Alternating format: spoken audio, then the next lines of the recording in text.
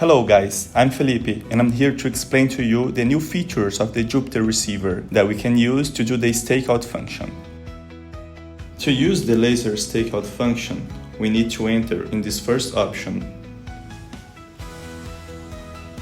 Now, select the point you want to stake out. To do the stakeout, click in the green option.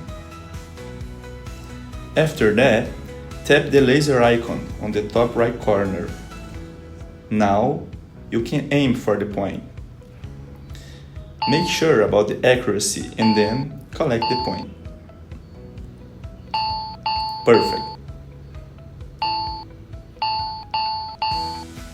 Alright, there is another option that we can use, which is enable the camera to help us do the visual laser stakeout. Click on the camera button to enable it. Aim for the point. Follow the instructions on the screen, and after that, you can get the point. Just make sure to hear the sound. Alright, perfect. First, go to the point you want to stake out. Select it, and after that, use the camera icon to enable it.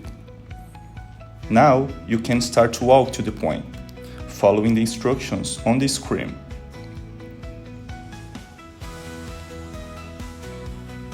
Once you enter the distance applied, the bottom camera will be activated and the receiver will automatically start to use it.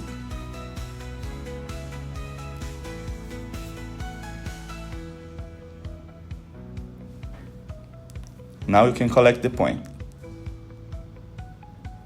Okay guys, so I will show you how to change the values when using the stakeout points in order to change between the set camera and the bottom camera. We need to go to the stakeout, click in this icon, then you change to stake, and here you can type.